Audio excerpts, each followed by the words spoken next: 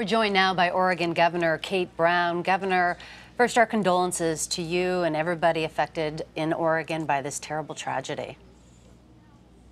Thank you. How is the community holding up? I am so proud of the way the entire Roseburg community has stepped up to care and support each other. My fellow Oregonians have sent in donations. They're giving blood. They're doing everything they can to support this community at this time. You know, I think across the country, people have really been moved by this incident. How can Americans help your community right now? Right now, we need your thoughts and your prayers. This community is very tough, it's very resilient, and they're doing an amazing job supporting each other. Governor, the gunman was reportedly asking people about their religion before shooting. If he was targeting Christians, would you consider this a hate crime? At this point in time, I will leave those details to law enforcement. My focus right now is on supporting the community, providing them support, and moving to the healing process.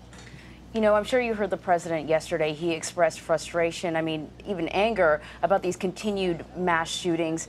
How do you think we as a country can help to prevent this sort of tragedy from happening again?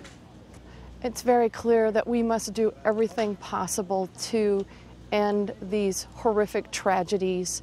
That's conversations for the days ahead. We must stop this senseless violence. Governor, it's obvious you seem very moved. You went to the candlelight vigil last night. What was that like? How powerful was that? I was so moved. There were hundreds of folks there at the candlelight vigil.